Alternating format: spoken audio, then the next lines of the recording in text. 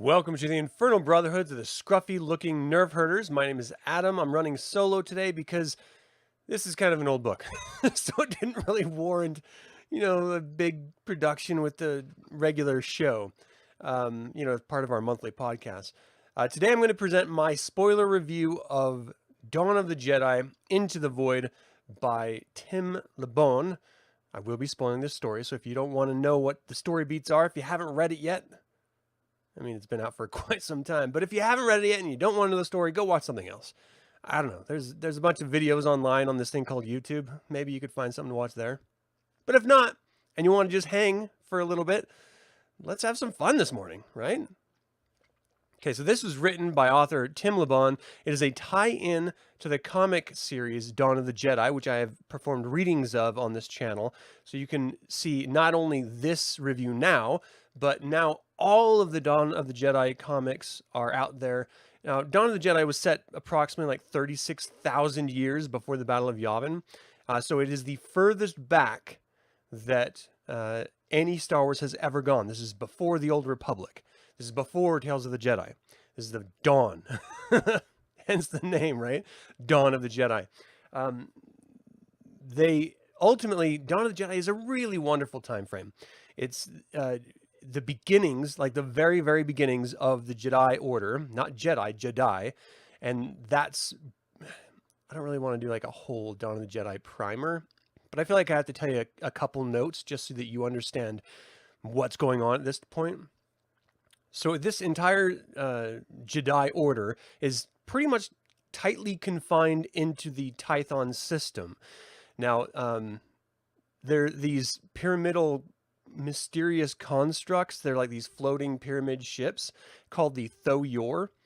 They scoured the galaxy during this time frame, 36,000 years BBY, and collected up all of the Force sensitives, individuals of every race and species that is Force sensitive, and brought them to the Tython system. This is just one solar system on the deep inner core. And I guess sort of the overarching theme of this entire Dawn of the Jedi series is the fact that all of the Jedi Order is confined to this one system. Now, it has like 10 or so planets in it, so they bounce around, and then, as soon as they start having kids in their different species and stuff, not all of those kids are Force sensitive. And so for the non-Force sensitive citizens that, are on this world of Tython, they've sort of migrated to the other world. So there's space travel within the solar system, but there's not space travel outside. So hyperspace lanes, of course, that's part of the Tales of the Jedi story arc. So there isn't safe hyperspace lanes right now in the time frame. This is before all that. But there was a culture before that we just don't know much about, that, or literally anything about, that created what's called a hyper gate so that they could travel to and from the Tython system. One thing, sorry, my wife is texting me. There are 2 cops that just showed up. Interesting. I might have to pause this video. I will resume this in just a moment. I'm going to go try to see what's going on. So bear with me.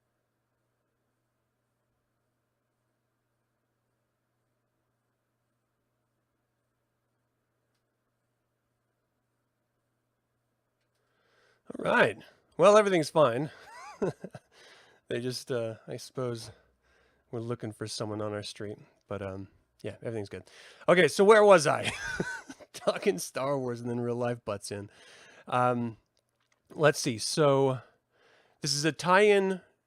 This novel ties into the comic series Dawn of the Jedi. It's set around the same time as the story arc Force Storm, which actually really hits hard at the end of this novel. So yeah, I was talking about how Tython was this closed-off system. It's because it's so close, it's so deep into the core of the galaxy, that the galaxy actually at its center has a supermassive black hole, which makes most hyperspace lanes collapse. So travel to and from this area is virtually impossible, not to mention the technology. One, galaxy-wide isn't really that known.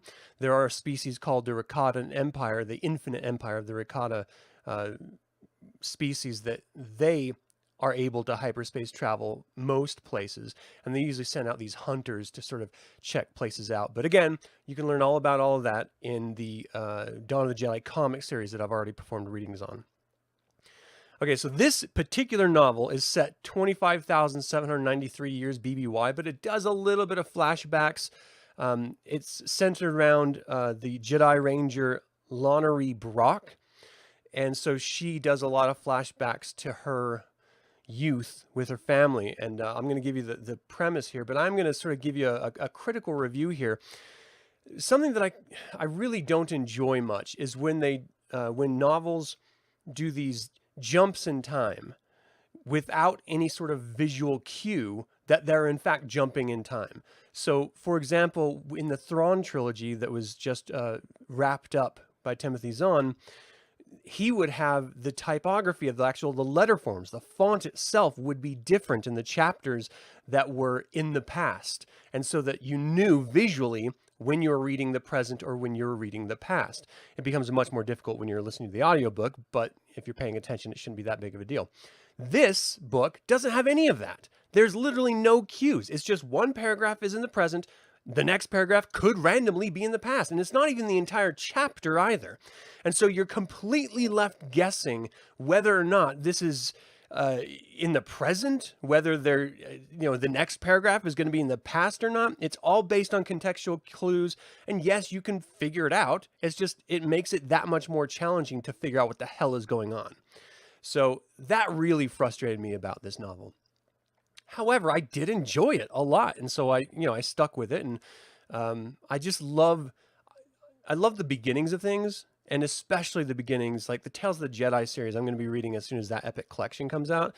I just desperately love it because it's the beginning of what we know about the Jedi. You know what I mean? This is a version of the Jedi that is. Hold on, I just gotta. This is a version of the Jedi that we are unfamiliar with. This is the beginnings of the Jedi. So whether you liked The Last Jedi or not, the film, there was that sort of plaque on the ground, that etching of the Prime Jedi that has like a yin-yang thing, and the whole point was to be in balance with the Force. Well, that's what the Jedi in the Dawn of the Jedi era do. And we saw in the Tales of the Jedi where the Jedi went full dark or full light, and that's kind of the Jedi that we know nowadays, Jedi and Sith, for the dark and light side of the Force. But in this era, the Jedi, they believe in a balance. So they will call upon the dark side when they have to, or they'll call upon the light side when they have to. And the planet Tython that they all live on, in this is the main planet of this system. It has two moons called Ashla and Bogan. And these two moons personify the good side of the Force and the evil side of the Force. And so if you're too close to the bad side of the Force as a Jedi, you're actually exiled to one of the moons to balance yourself out. So if you're leaning too evil, you're sent to the good moon. If you're leaning too good, you're sent to the evil moon.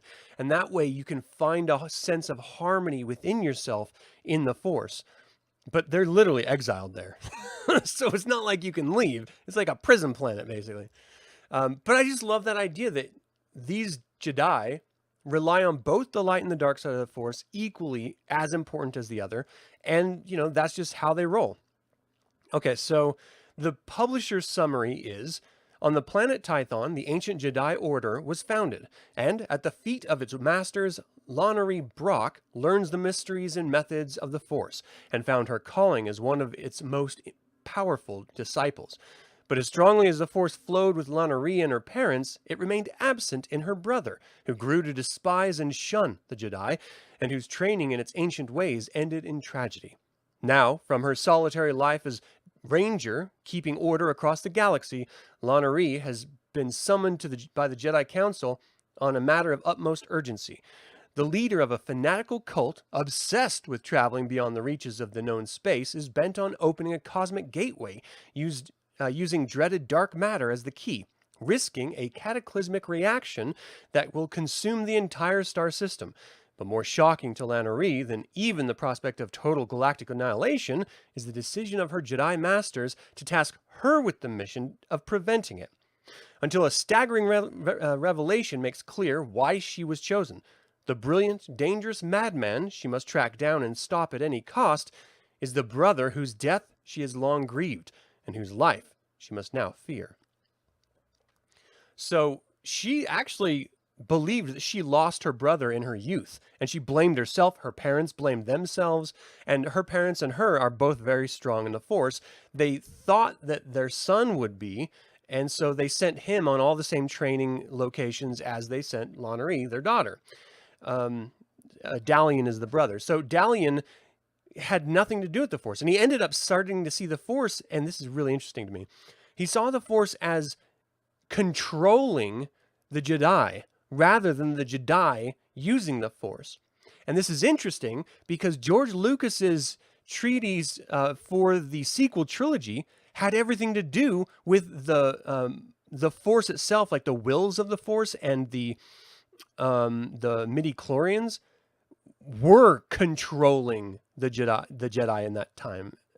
So it would have been like this beautiful full circle of, you know, the Force. We think it's one thing, but it turns out being something completely different. It's controlling all the Jedi. And so I love that perspective shift, and I would have loved to see those films too.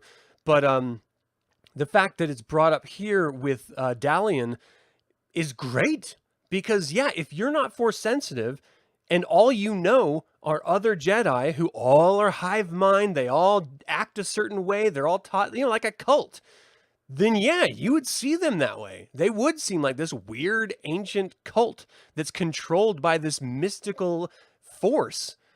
I love that perspective of it. So I totally bought into the premise of this novel right away.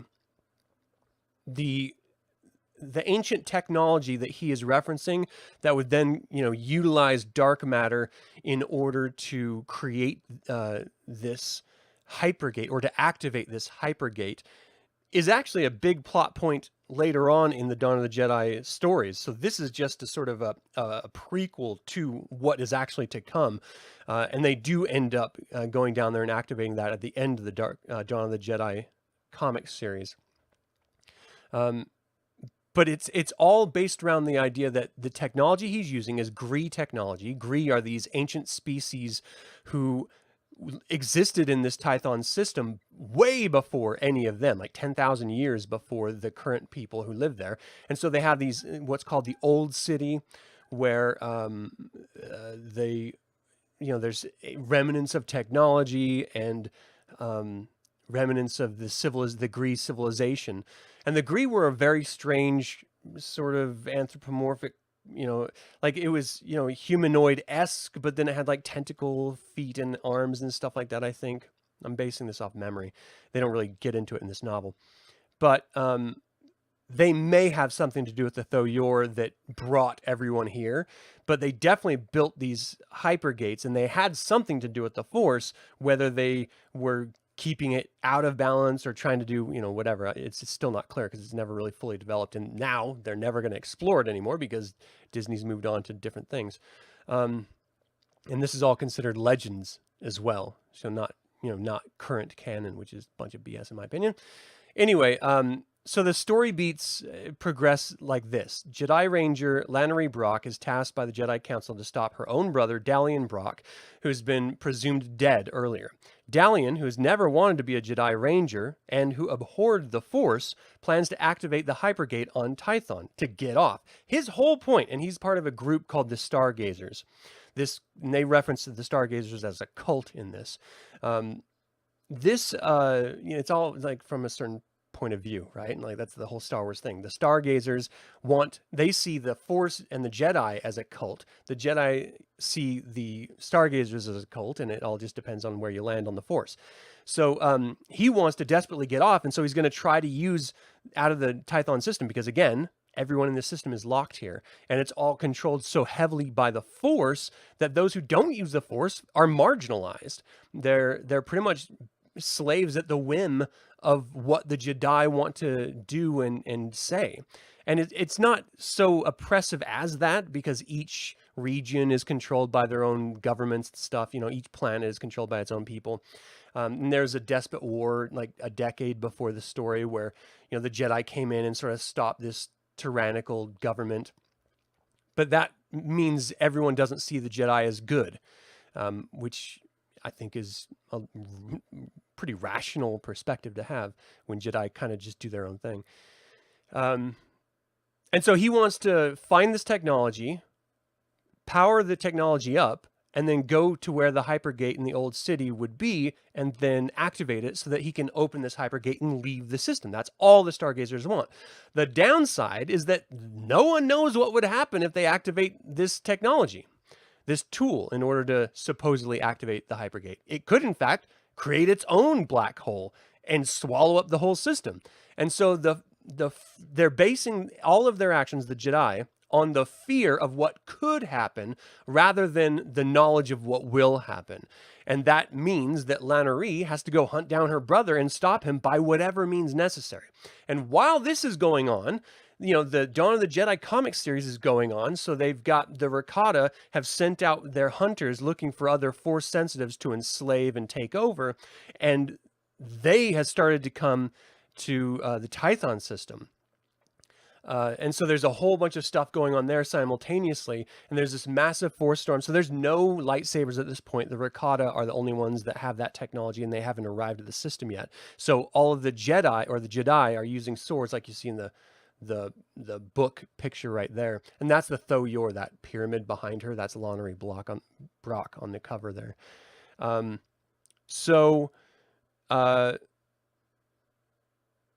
Basically the whole story is her hunting her brother and trying to capture him while she's having flashbacks of their experience to add context for the reader about the dynamic between them. And so as far as the story beats go, it's great. There's this really wonderful Twi'lek rogue named Trey Sana, who she hooks up with to try to find information, not hooks up with like that, but, connects with in order to hunt down her brother. And you get to see a lot of the different types of worlds and different types of organizations and groups around these worlds, and the lengths that the Stargazers will go to in order to open this hypergate and get out of this system. I've heard complaints about this novel because it wasn't big enough in scope, or it wasn't interesting enough compared to the comic series. I genuinely enjoyed this. I mean, it's just, you have to divorce your mind of what we know about Star Wars and think, okay, this is the beginning of everything. So we don't understand anything at this point. The earliest information we get is from the Knights of the Old Republic video game, which talks about ancient Star Wars history. Even Tales of the Jedi is later than this stuff. So the Dawn of the Jedi series had to contend with some of the information from Knights of the Old Republic video game talking about the Rakata and their ancient origins. And there are like two inconsistencies, but one of them is dealt with pretty well. The other one isn't really addressed at all. And it's not a big deal breaker anyway, as far as story goes. So I just thought it was really, really interesting that this is such a dark time as far as knowledge goes that they can pretty much do anything they want. The technology, the way they address the Jedi Order, the way the citizens of these different worlds in the Tython system deal with the Jedi and each other. And it's this really wonderful microcosm of a larger galactic empire.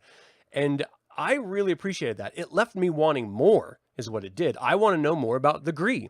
I want to know more about the Tho Yor. I want to know, who founded this system? Where did they go? Who created the Tho Yor and why? And where did it, it's just sort of floating there on Tython, one of them, but there's others out there in the universe that we just don't know about. There's just so much about this time frame that I so desperately want to know more about, that's just has never had a chance to be fleshed out. So this was published in 2013. So it's been out a long time. It's just that now that Disney owns it, they want to focus on High Republic and whatever else they're doing, mainly TV stuff. So, the comics that they're writing and the novels that they're writing are all, High Republic on and not looking back. So they're leaving the entire Old Republic, the entire Tales of the Jedi, and the entire Dawn of the Jedi era just as like a big shoulder shrug. And that's disappointing because it's a very interesting time. You know, we see the first lightsabers in the Dawn of the Jedi comic series. That's awesome, you know? The fact that we get to see where they came from with the Rakata and the Infinite Empire, and how vicious and evil they are, and they all mainly focus on the dark side of the Force. But the Jedi are so wonderfully caught in this balance, and you get to see stuff like they do like genetic experiments and Force alchemy. Just some really interesting stuff happening with this comic series, and specifically this novel that I don't know, I really dug it. So, you know, ultimately, again, here's the spoiler bits. She ends up stopping her brother by killing him.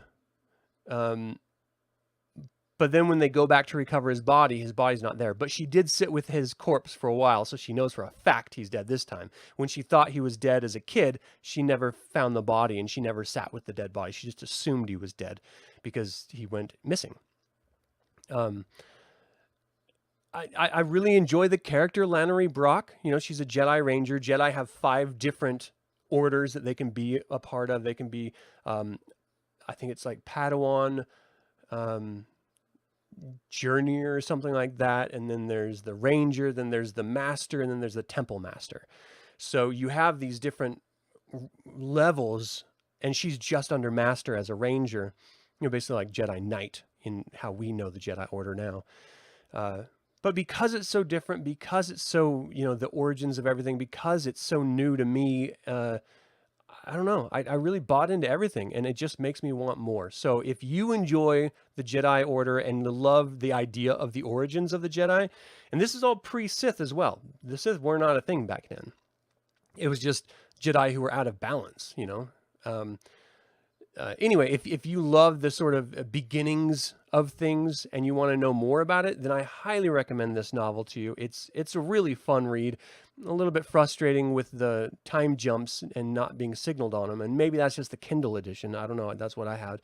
Maybe the novel edition is better. But it also includes a short story, which is basically a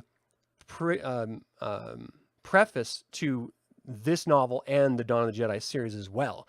And so you get this wonderful short story at the very end of it to sort of put put everything in context together so you can mentally piece this entire Dawn of the Jedi era together in your mind.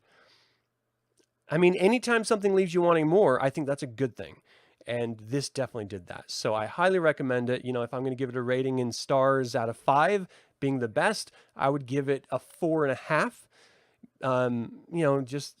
I would like a larger scope story, and I would like to know more of the history if I was going to give it, you know, and have more cues about when it's going to be a flashback and not in the future in order to give it a 5-star. But it's worth the read. Thank you guys so much for tuning in. That is all the time I have for this video. I would like to invite you to subscribe to this YouTube channel, click the bell to get notified about our next video, and like this video if you do, in fact, like it. Until the Infernal Brotherhood convenes again, my fellow scruffy-looking nerf herders, may the Force be with you.